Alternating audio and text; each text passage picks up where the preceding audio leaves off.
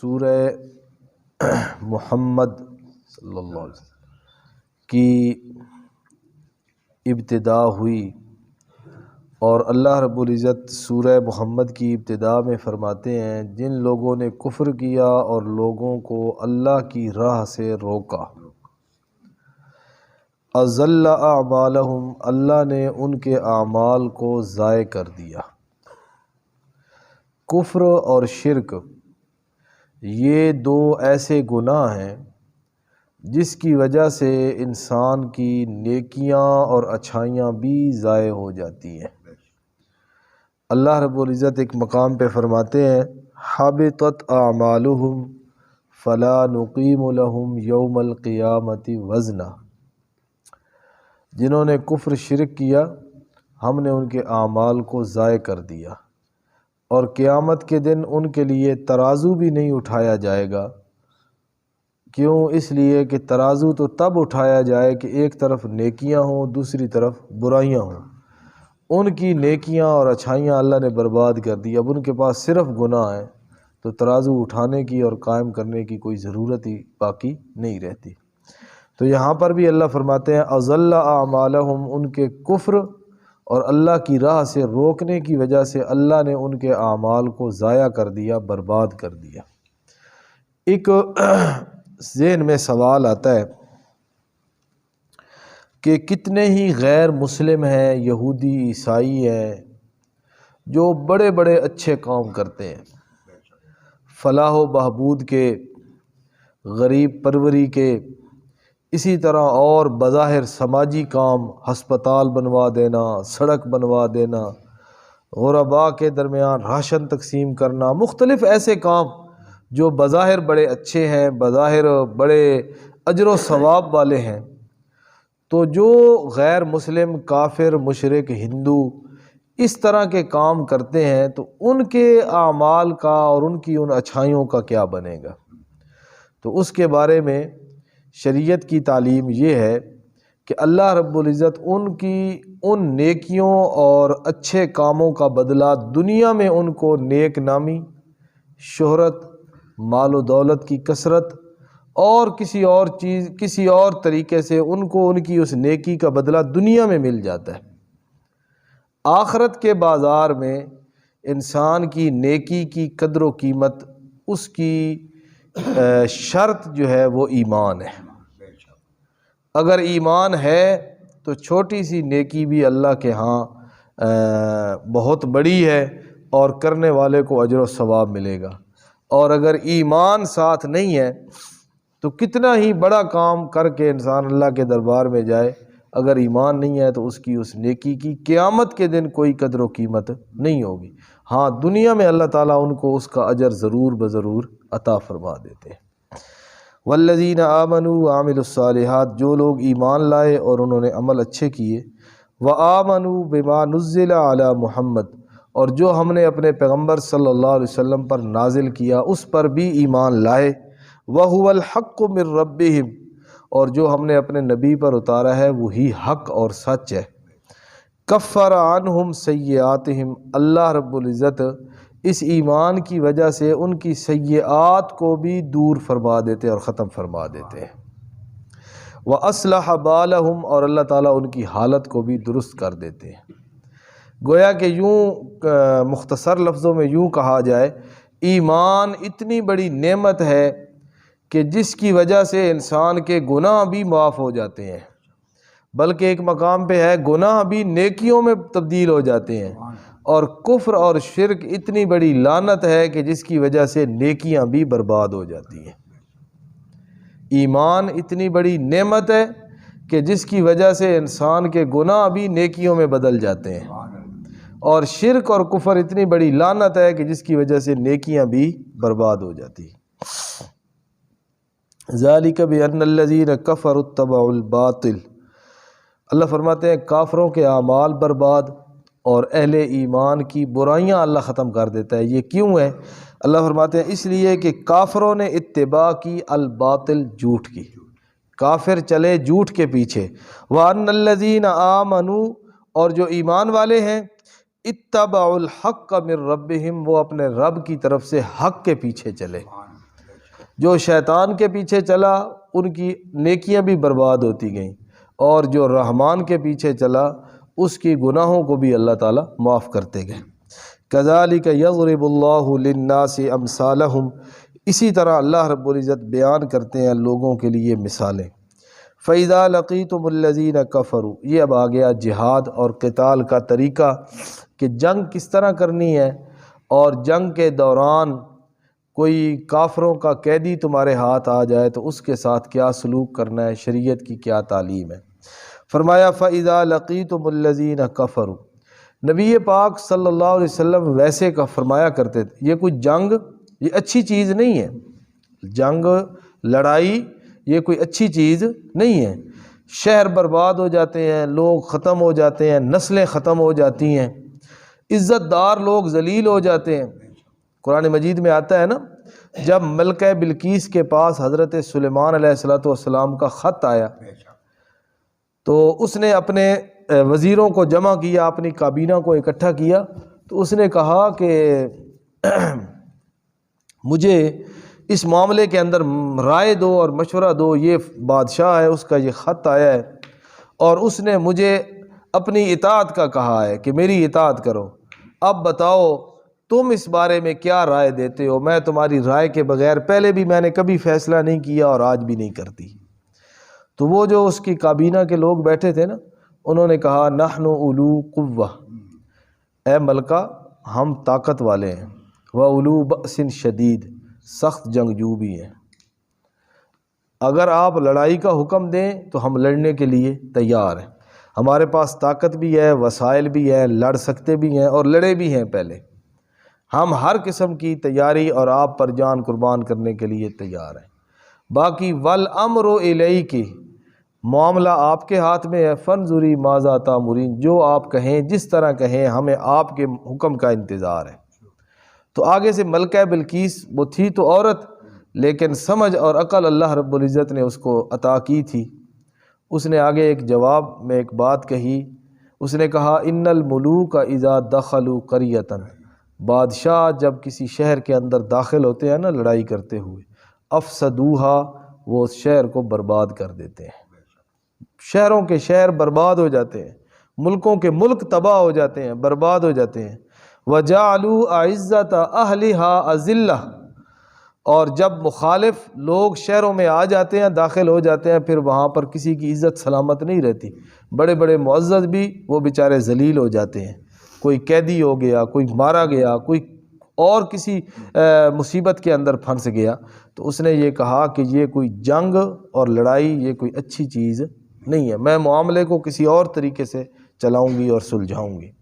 نبی علیہ السلام نے بھی یہی فرمایا ہے، صلی اللہ عافیہ، اللہ سے سوال کرو امن اور عافیت کا، لڑائی کا، جنگ کا، اس کے بارے میں اللہ تعالیٰ سے سوال نہ کرو، بلکہ اللہ سے مانگو یا اللہ امن عطا فرما، یا اللہ عافیت عطا فرما، یا اللہ ان لڑائی جھگڑوں سے، جنگ و جدال سے، لڑنے مرنے سے یا اللہ ہمیں محفوظ فرما۔ نبی علیہ السلام نے یہ دعا سکھائی ہے کہ دعا اللہ سے کیا کرو امن کی اور عافیت کی۔ ہمارے استاد سے، جامعہ اشرفیہ بہت بڑا ادارہ ہے ہمارے ملک کا، لاہور کے اندر جامعہ اشرفیہ، اس کے محتمم تھے ہمارے بھی استاد سے اور ہمارے استاذوں کے بھی استاد حضرت مولانا عبید اللہ صاحب۔ تو زندگی کے آخری دنوں میں ان کے پاس میں گیا تو میں نے کہا استاد جی کوئی نصیحت وصیت کیجیے، تو انہوں نے کہا بیٹا اللہ سے دو چیزیں مانگو، یا اللہ امن بھی دے یا اللہ ایمان بھی دے، دو چیزیں، یا اللہ امن بھی دے اور ایمان بھی دے۔ امن سکون دے، ہر لحاظ سے امن، گھریلو زندگی کے اندر امن، شہری زندگی کے اندر امن، ملک کے اندر امن، دنیا کے اندر امن، یعنی ہر جگہ پہ امن کا سوال کرو، یا اللہ امن دے اور ایمان دے۔ امن بھی ہے ایمان بھی ہے تو سمجھو بندے کی زندگی جو ہے نا وہ سکون اور آرام والی ہے، اور بندے کے پاس سب کچھ ہو لیکن امن نہ ہو، کبھی کسی کے ساتھ لڑائی، کبھی کسی کا خطرہ، کبھی کسی کا خوف، کبھی کسی کا خطرہ سر پہ منڈلانے لگے، تو وہ زندگی سکون والی نہیں ہوتی۔ تو نبی علیہ السلام نے بھی فرمایا کہ اللہ سے سوال کرو امن اور عافیت کا، لڑائی کا اور جنگ کا یہ سوال نہ کرو کہ ہم جو ہے نا لڑائی کریں گے ان سے، بلکہ اگر معاملات امن کے ساتھ تمہارے ہو جاتے ہیں مکمل تو اس کو اسی طریقے پر چلاؤ۔ لیکن آگے دوسری بات، لیکن اگر لڑائی ناگزیر ہو جائے اور ضروری ہو جائے کافروں کے خلاف، مشرکین کے خلاف، اللہ کے دشمنوں کے خلاف، تو پھر پیٹھ نہیں دکھانی، پھر ڈٹ جانا ہے۔ پھر کیا کر جانا ہے؟ ڈٹ جانا ہے۔ نبی پاک صلی اللہ علیہ وسلم کی یہ دعا بھی ہے کہ جب آپ جنگ شروع فرماتے نا تو نبی علیہ السلام دعا کرتے اللہم منزل الکتاب سریع الحساب مجری السحاب، یہ 3 لفظ بولتے، اے اللہ منزل الکتاب، اے کتاب کو نازل کرنے والے، سریع الحساب، اے جلدی حساب لینے والے، مجری السحاب، اے بادلوں کو چلانے والا اللہ، ان کافروں کو شکست دے، وزلزلہم، اور ان کو تباہ و برباد کر دے۔ اور نبی علیہ السلام نے اپنی زندگی میں جو لڑائیاں، جو جہاد، جو غزوات کے اندر شریک ہوئے، نبی علیہ السلام اور آپ کے ساتھیوں نے ڈٹ کر مقابلہ کیا کفر اور شرک کا، اور اللہ رب العزت نے فتح اور کامیابی بھی ان کو عطا فرمائی۔ تو اسی بات کو اللہ بیان کر رہے ہیں، فَإِذَا لَقِيتُمُ الَّذِينَ كَفَرُوا، جب تمہاری ملاقات ہو جائے کافروں سے، کس جگہ پر؟ میدان جنگ میں، فَضَرْبَ الرِّقَابِ، پھر مارو ان کی گردنوں کے اوپر، پھر ان کو مارو، حَتَّى إِذَا أَثْخَنْتُمُوهُمْ فَشُدُّوا الْوَثَاقَ، یہاں تک کہ جب تم ان کا خون بہا چکو، لڑائی ختم ہو جائے اور ان کے قیدی تمہارے پاس آ جائیں تو ان کو بھی مضبوطی کے ساتھ باندھ لو، ان قیدیوں کو بھی مضبوطی کے ساتھ باندھ لو۔ اب ان قیدیوں کا کرنا کیا ہے؟ اللہ فرماتے ہیں پھر یہ اب آگے تمہاری مرضی ہے، میری طرف سے اجازت ہے۔ اگر تم یہ دیکھتے ہو کہ اگر ہم ان قیدیوں کو معاف کرتے ہوئے اور ان سے کچھ نہ لے کر ان کو چھوڑ دیں، شاید یہ لوگ اسلام کی طرف آ جائیں، شاید یہ لوگ اسلام کو سمجھ لیں، تعلیمات حاصل کریں اور مسلمانوں کا فائدہ ہو جائے، تو تمہیں بغیر کسی عوض اور بدلے اور تاوان کے ان کو چھوڑنے کی اجازت ہے۔ اگر تم چاہو فدیہ لینا چاہو کہ ان کے حالات کمزور ہو جائیں اور ہمارے اچھے ہو جائیں، تو تمہیں فدیہ لینے کی بھی اجازت ہے۔ اگر تم ان کو مارنا چاہو، قتل کرنا چاہو، تو شریعت اس بات سے بھی منع نہیں کرتی۔ فَإِمَّا مَنًّا بَعْدُ، اس کے بعد یا تو تم احسان کر دو ان کے اوپر، ویسے ہی چھوڑ دو، وَإِمَّا فِدَاءً، یا ان سے فدیہ لے لو۔ ساری صورتیں ہیں۔ نبی علیہ السلام نے بدر کے قیدیوں سے فدیہ لیا تھا، جتنے 70 قیدی تھے نا، ان سے کیا لیا تھا؟ فدیہ لیا تھا، تاوان لیا تھا۔ اور نبی علیہ السلام نے ساتھ یہ بھی کہا تھا کہ جس کسی کے پاس تاوان کے دینے کے پیسے نہیں ہیں، رقم نہیں ہے، اور وہ بندہ پڑھا لکھا ہوا ہے، تو وہ 4 مسلمانوں کو پڑھنا لکھنا سکھا دے تو اس کو بھی ہم آزاد کر دیں گے، اس کو بھی ہم کیا کر دیں گے؟ آزاد۔ اسی طرح 2 قیدی ایسے تھے، نضر بن حارث اور عقبہ بن ابی معیط، یہ 2 قیدی تھے۔ نبی علیہ السلام نے کہا ان سے فدیہ لے کے بھی نہیں چھوڑنا، ان کو قتل کرنا ہے۔ نضر بن حارث اور عقبہ بن ابی معیط کو نبی علیہ السلام نے کیا کروایا تھا؟ قتل کروا دیا تھا۔ یہ عقبہ بن ابی معیط وہ بدبخت انسان ہے جس کا واقعہ بڑا مشہور ہے کہ نبی علیہ السلام بیت اللہ کے اندر عبادت کر رہے تھے اور سجدے کی حالت میں تھے، تو گندگی اٹھا کے جس نے نبی علیہ السلام کی کمر مبارک پہ آ کے پھینکی تھی، یہ وہ تھا عقبہ بن ابی معیط۔ حدیث کے اندر آتا ہے فقام اشقاہا، حدیث کے اندر الفاظ ہیں، بخاری شریف میں آتی ہے حدیث جہاں پر یہ واقعہ آتا ہے نا، وہاں پر آتا ہے فقام اشقى الناس فقام اشقاہا، ان بیٹھے ہوئے لوگوں میں سے سب سے بڑا بدبخت کھڑا ہوا اور اس نے گندگی نبی علیہ السلام کے اوپر ڈالی۔ تو وہ سب سے بڑا بدبخت کون تھا؟ یہی تھا، عقبہ بن ابی معیط۔ حتیٰ تضع الحرب اوزارہا، یہاں تک کہ لڑائی اپنے اوزار رکھ دے۔ اللہ فرماتے ہیں جب لڑائی ختم ہو جائے تمہیں اختیار ہے، ان کو ویسے چھوڑ دو، فدیہ لے لو، قتل کر دو، جس طرح تم ان سے کے ساتھ سلوک کرنا چاہو، تم ان کو اپنا غلام اور لونڈیا بنا کے رکھنا چاہو تو اس بات کی بھی تمہیں اجازت ہے۔ وَلَوْ يَشَاءُ اللَّهُ، اگر اللہ چاہتا، لَنْتَصَرَ مِنْهُمْ، اللہ ان سے ویسے بھی انتقام لے سکتا تھا، کافروں سے اللہ انتقام یہ بھی تو انتقام ہے نا کہ لڑائی ہوئی اور کب مسلمانوں کے ہاتھوں مارے گئے، یہ بھی انتقام ہے۔ اللہ فرماتے ہیں میں اس کے علاوہ بھی ان سے انتقام لے سکتا ہوں۔ یعنی کس طرح؟ میں کوئی عذاب بھیجوں اور یہ سارے برباد ہو جائیں، میں اپنا کوئی آسمانی اور غیبی عذاب بھیجوں جس کی وجہ سے یہ ختم ہو جائیں، جس طرح کہ پہلی قوموں کے اوپر پتھر برسے،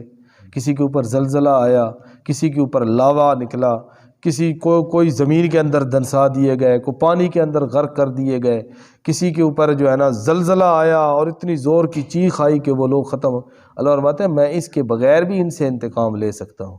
لیکن یہ میں کیا ایک دوسرے کے ساتھ آزمانا چاہتا ہوں، میں یہ دیکھنا چاہتا ہوں، بلکہ اللہ کو تو پتہ ہے، میں یہ دکھانا چاہتا ہوں دنیا والوں کو کہ مجھ پر ایمان لانے والے کتنے پکے لوگ ہیں،